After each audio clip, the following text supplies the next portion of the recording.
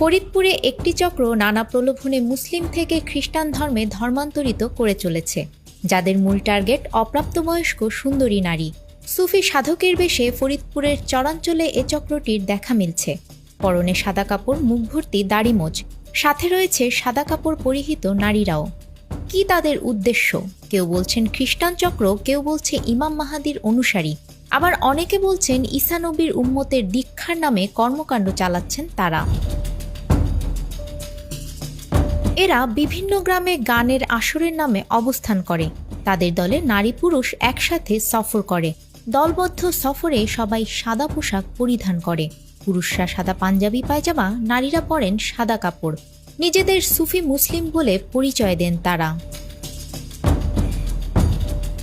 ফরিদপুর জেলার সদর উপজেলার ঈশানগোপালপুর নর্থ চ্যানেল ডিক্রিরচর এলাকায় এদের বেশি দেখা যাচ্ছে। এছাড়া রাজবাড়ী, মানিকগঞ্জ জেলায় নতুন এই সুফিবাদীদের বিচরণ রয়েছে।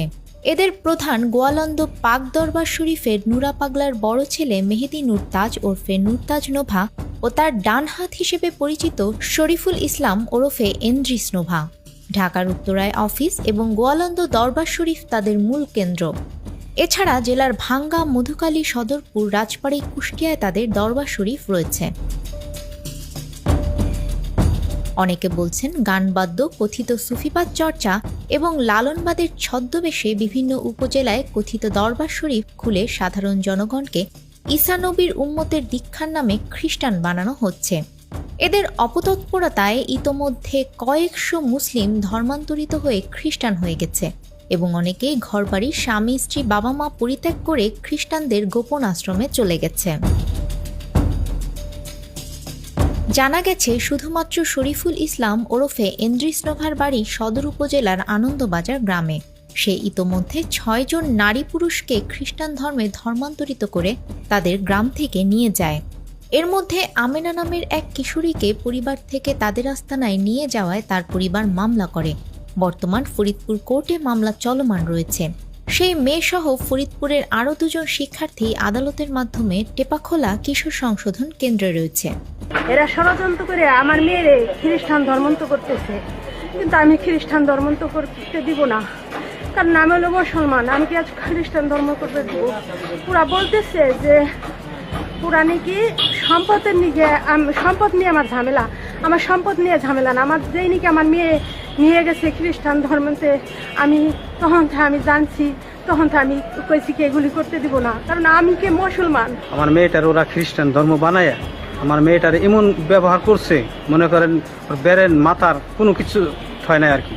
ও ধর্মান্তর কইরা আমার মেয়েটার একবারে আমার চেনে না, ওর মায়ের চেনে না, মানে কেউ চেনে না, খালি চেনে ওকে। কি করছে, জাদু টাদু করছে না কি খাওয়াইছে তা বুঝি না, কিন্তু কোর্টে উঠাইলে আমার মেয়ে আমার কাছে জবানবন্দি দেয় না, দেয় হইলে ওকে কথা কয়।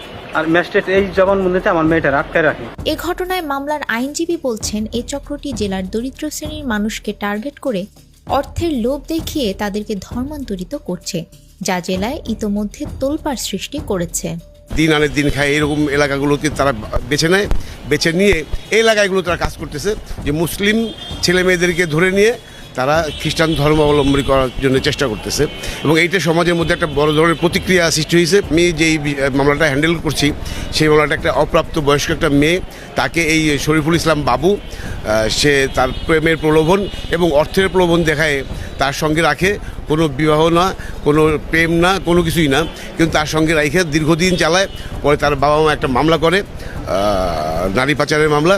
সেই মামলায় এই মেয়েকে পুলিশ তার কাস্টডিতে আনে, বাবুকেও কাস্টডিতে আনে। পরবর্তীতে বাবু এখান থেকে জামিন পায়। বিভিন্ন গ্রাম ও চরাঞ্চল থেকে একাধিক ব্যক্তি ও পরিবার ধর্মান্তরিত হয়ে গ্রাম পরিত্যাগ করে চলে গেছে বলে এমন তথ্য মিলেছে।